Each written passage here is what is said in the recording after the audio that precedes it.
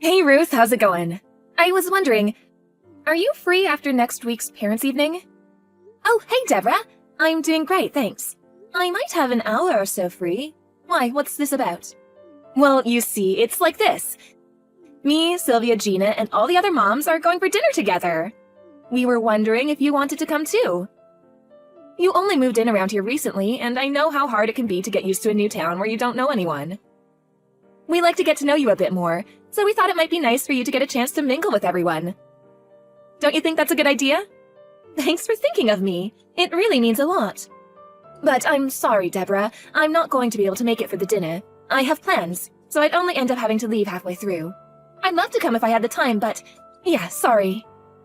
I'm super appreciative of the invite, though. You have plans? What kind of plans?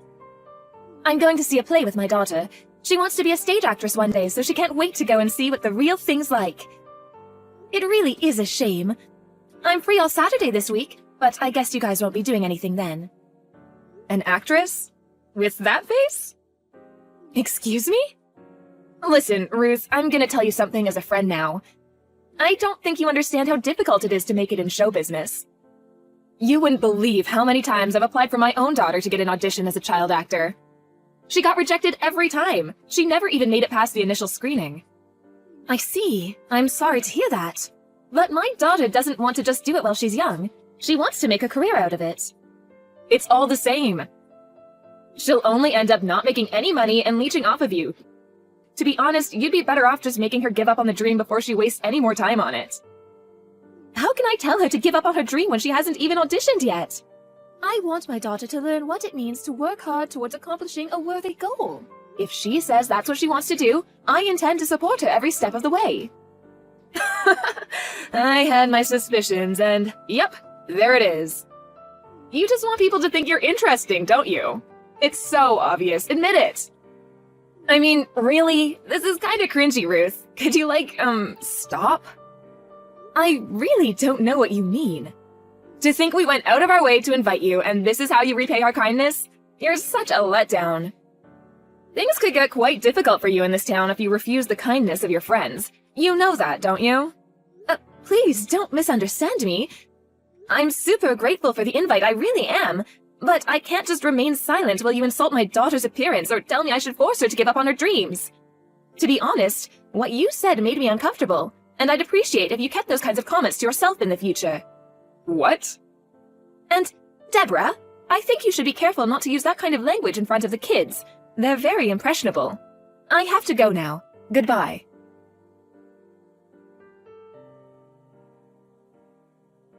Deborah, are you there? I need to talk to you about my daughter. Why? What's up? Melissa just came home in tears. She was absolutely beside herself. She said she'd been told she wasn't allowed to play with Kelly anymore.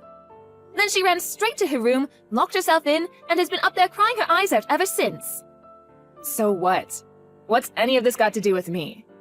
She said you grabbed her by the wrist and dragged her away from Kelly while the two of them were playing together. And told her she was never allowed to go near her ever again. What the hell is going on? You need to explain yourself right now. Oh, I do I? Fine, I will. There was a perfectly legitimate reason for me doing what I did. I think it was about, 3 days ago now? You and your daughter helped a homeless man in Rosewood Meadows Park, didn't you? I heard all about it. Sylvia told me. You know, Alice's mom? I'm pretty sure he wasn't homeless, but yes, we most certainly did help an old man. What does that have to do with anything? What does that have to do with anything? It has everything to do with everything. Do you have no self-awareness of how dangerous your behavior is? We were just walking along and my daughter suddenly shouted, "Mom, that old man just fell over." When we went over to see if he was okay, he told us he tripped and lost his footing and that his ankle hurt. So we just helped him to his feet and made sure he was okay. Which part of that constitutes dangerous behavior? I'm kind of confused. Wow, really? What's to wow about? Yes, really? Gah, goodness gracious me, some people. Let me make this very clear. You're a public nuisance. You may have thought you were being the good Samaritan, but please try to see this from the perspective of the other locals. Do you not see how what you did was dangerous? Public nuisance? Dangerous? Firstly, if you touch a homeless person, you'll be covered in germs. Then, if your daughter went on to play on the playground equipment, she'd spread them to all the other kids, including my daughter. Germs? That's hardly a problem as long as you wash your hands. Isn't that just common sense? And that's not all. Now that one little schoolgirl's been nice to him, what if he gets the wrong idea and starts going around trying to befriend others? Due to your foolish actions, your daughter will let her guard down around people she should have a healthy mistrust of. Not only that, but all of our children could be in danger now because of you. Who the hell knows what's going on in the mind of a stranger? You've opened Pandora's box. I make it very clear to my daughter that she isn't to speak to strangers or go with anyone who approaches her in public under any circumstances.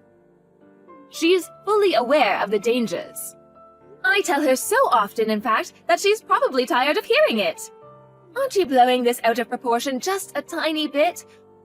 All that's happened here is that she saw someone fall over, and after asking me, her mother, what we should do, we went over to help him together. What part of that is wrong? Which part is dangerous? There's healthy mistrust, and then there's downright paranoia. I will not teach my daughter to turn a blind eye when there's someone who needs a helping hand right before her eyes. Good grief, you really seem to have no awareness of your role as a mother. It's actually worrying. It's a mother's duty to teach her children the difference between right and wrong, what they should do and what they shouldn't. I'd hardly call wanting to help an old man on the floor and taking the necessary action to do so wrong. I was very moved by how my daughter acted that day. I was very proud of the way she reacted, and without me even having to prompt her at that. Tell me, how exactly does what you did benefit either of you? What is there to be gained from helping homeless people? Anything at all? I'm drawing blanks. We weren't thinking about what might be in it for us when we helped that old man. We just wanted to help him. Besides, I'm just repeating myself now, but he wasn't homeless. There's no sense in talking to you. You are beyond help. Oh, by the way, I reported you, your daughter, and that homeless man to the police. You did what? I told them there was a dangerous homeless man marauding around the neighborhood and a dangerous woman and her child helping him. I can't have my Kelly associating with people like you or your daughter. If they continue to be friends, she's sure to end up going off the rails. I just know it. They're forbidden from playing together from now on. Oh my God, please just wait. I will not wait. It's too late. Anyone in their right mind would do exactly as I have done. There's a dangerous family in the neighborhood and we are all going to have to take action. But Melissa and Kelly get on so well. You know that, don't you? How could you do this to them? You're going to ruin their relationship if you go through with this. What if my Melissa starts believing she did something wrong and stops helping people because she's scared she'll lose her friends? Wow, is this really how you think? The way you view the world is actually disturbing. I can't believe you're trying to paint me as the villain in all this after what you did. I suggest you think very carefully before saying anything else, because you seem to be forgetting something here. My husband is the chairman of the local assembly. All it would take is one word from me and you would be finished in this town. Finished, I tell you. Oh, what's this? You ignore my messages the moment things start looking bad for you? Fine, I'm sorry. I was in the wrong, okay? Will you please just rethink separating Melissa and Kelly now? Don't say my daughter's name ever again. I'll think about it on one condition. You and your germ-ridden daughter have to go to the hospital and get sprayed down by men in hazmat suits first.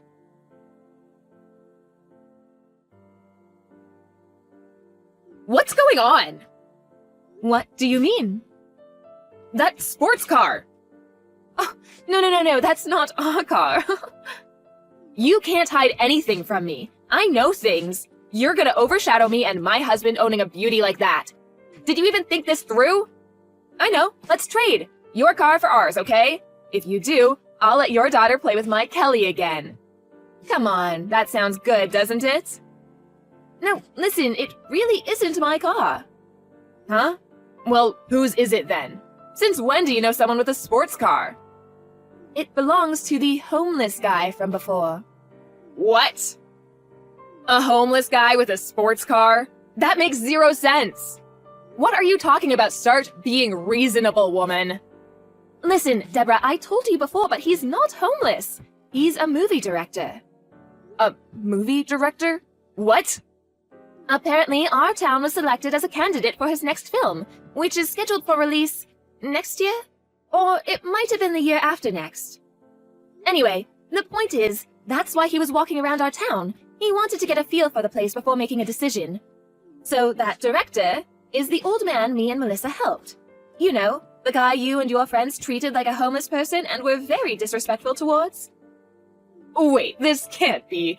What? How can a homeless guy be a movie director? For the 1000th time, he isn't homeless. But that's what Sylvia said. She said he was a filthy hobo. He was wearing scruffy, worn-out clothes and had a big, dirty beard. She said he was the most obvious hobo she'd ever seen. I think what you mean is he may have looked slightly homeless, but I can assure you he isn't. Personal appearance is a matter of taste, and everyone is different. You should think twice before judging a book by its cover next time. Oh, there's someone besides the director here too. The person who guided him as he explored the town, the mayor. The mayor? What? Why? After we sat the director down on a park bench after his fall, me and Melissa had some urgent business to attend to that we absolutely could not afford to miss. So we made our apologies and left immediately. A few minutes later, the mayor, who'd left his seat when he realized what had happened, ran over and explained the situation to us. He insisted on thanking me and my daughter for what we did, but we really were in a rush, so after giving him my number, we went on our way. He phoned me earlier today to check he had the right person, and after further explaining the situation with the director, he came over to our house. The mayor is at your house? This can't be. Hey, would you mind if I came over too? I can be there really quickly. Why would you come to my house?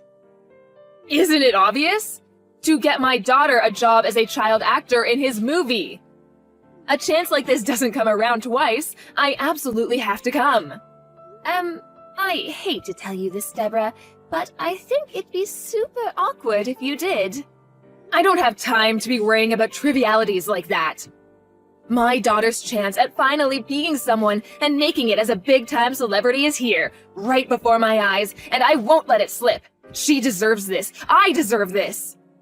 Please take some deep breaths and calm down. How can I calm down in this situation? This is not the time to be calm. This is the time for action. Your husband plans on running for mayor, doesn't he? Huh? Well, yes, he does, but so what? I was really anxious about the threat you made before. You said we'd be finished in this town, didn't you? I took that as you basically threatening to make our lives so difficult we'd have to leave. I thought this was the perfect opportunity to ease my worries, so we had a chat, me and the mayor. You did? About what? The director was sat on the sofa beside us, and he happened to overhear the conversation. When he did, he angrily declared, "If this is a town where the husband of a person who does something like that is able to become mayor, I have no interest in making my movie here." Apparently, the mayor's currently in talks to have your husband removed from the list of candidates for the mayoral election. We're just a small town off the beaten track, you know. Revitalization opportunities like this only come around once in a blue moon. Losing this movie is the last thing the mayor wants. It's a real shame how this worked out for you. Are you lying? No, you can't do this. Undo it. Do you have any idea how hard my husband worked to become the mayor? It was his lifelong dream. I don't doubt it. I'm sure your husband did work very hard. But thanks to you, his own wife, his efforts were all for nothing. Thanks to you, he doesn't have a hope in hell's chance of becoming mayor anymore. How dare you? What have you done, you vicious, evil, poisonous woman? I will never forgive you for this. Never. I don't give a heck whether you forgive me or not. You should think about how threatening to ruin someone's life might make them feel. Anyone would take measures to defend themselves after what you did. I do feel genuinely bad for your husband, but I still don't regret it. As for you, you deserve everything you get. Please, wait. Are they still at your house now? The mayor and the director? Can I come? Seriously? Why? Why could you possibly want to come here? To apologize, obviously. Besides, you could back me up. Just tell them it was a joke. A big, silly joke that got out of hand. You want me to help you? What are you laughing at? I'm terribly sorry, but I'd rather drink molten lava than help you. Me and Melissa still haven't forgotten what you said to us, and she's still hurt over you banning her from seeing your daughter. The thought of putting her through anything like that again makes me feel sick. I do not forgive you. I'm begging you, Ruth, let's work together as a team for old time's sake. If you help me out just this once, I'll make sure you get invites to all the mom meetings from now on. You can be one of the gang again. Old time's sake? I've known you for less than a month. As for your meetings, you can stick 'em. I have no interest in associating with any of you. You reap what you sow.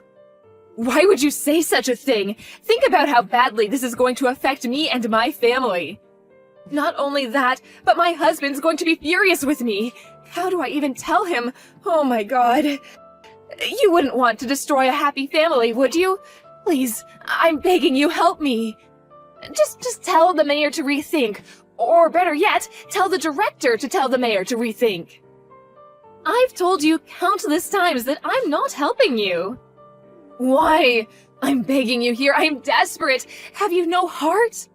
You said it yourself, Deborah, remember? There's nothing to be gained from helping people.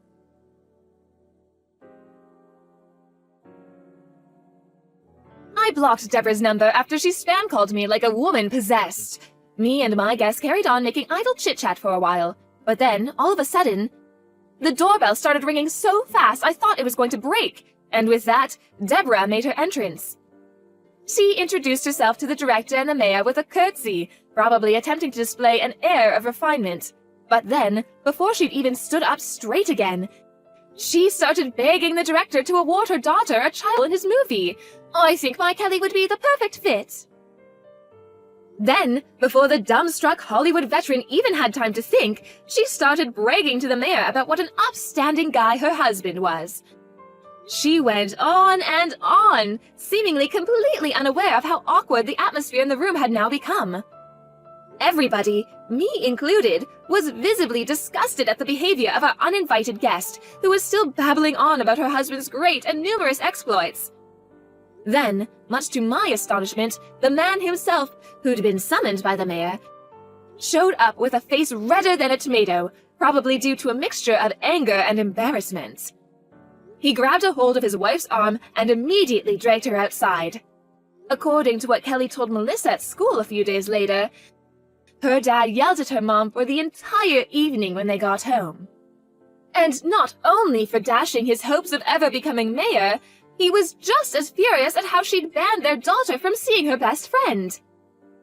Kelly said that while it was a little scary at the time, she ultimately found seeing her mom getting a dressing down for her awful behavior very satisfying.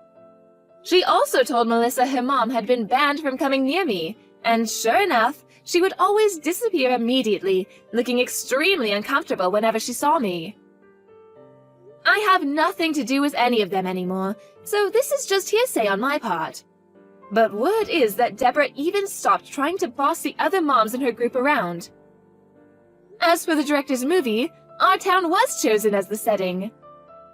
I don't know whether it was because he knew it was my daughter's dream to become an actress, but she was given a small role as an extra in the movie, and I've got to tell you, she was absolutely over the moon. Don't ask me why, but I was given a role as well. The fine details haven't been decided yet, but I have nothing but gratitude towards the director for giving my daughter the chance she's always dreamed of.